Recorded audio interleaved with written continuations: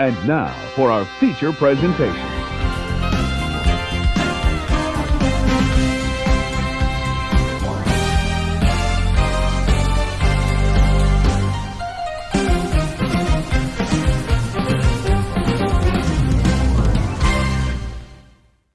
Creed 3 is the third installment in the Creed spin-off series from the Rocky films. The first time I watched the original Creed and the sequel felt like ages ago, which was 4 hours before I watched this third entry. But what really was ages ago was when I watched Rocky way back in 2017 in my film class. I enjoyed it for what it was, and while I didn't love it, its characters were written greatly, and Sylvester Stallone truly embodies Rocky Balboa. The first Creed might be my favorite of the entire Rocky series, but I haven't watched Rocky 2 through 5 in the 2006 movie, so I'll need to do that at some point. Creed 2 was good, but nothing amazed me.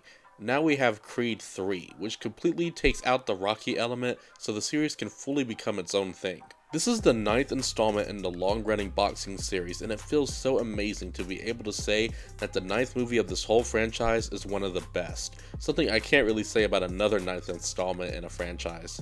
Adonis has been thriving in both his career and family life, but when a childhood friend and former boxing prodigy resurfaces, the face-off is more than just a fight. This movie is Michael B. Jordan's directorial debut.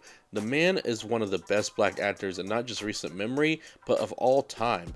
I had no doubts that his directing style would fail, and his work behind the camera packs a huge punch. When it comes to the boxing matches in the movie, every singular shot looks incredible, as each contestant delivers heavy blows and weaves and dodges the gloves of their competitor. Michael said that a lot of the fighting in this movie was influenced by anime. It's a bold new attempt to keep the boxing matches alive in this series, and it works effortlessly. I'm not big into anime at all. I only watch Studio Ghibli. When I told my friends that I ignored anime, they all said, "Wow, you're an idiot." But if my boy Michael enjoys anime, I might gotta watch some anime.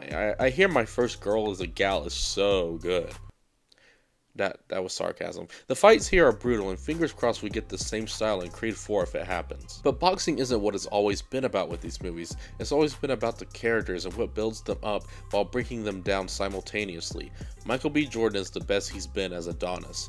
We get more of his backstory that we only saw a glimpse of in the original Creed movie. It builds upon this aspect of him profoundly and creates a new story for Adonis that is somewhat cliche but is portrayed gracefully by Michael.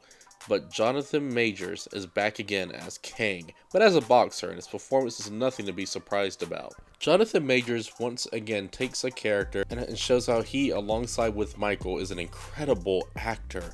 With both of these are pitted together in the ring, it's filled with emotion and is executed nicely with the storytelling.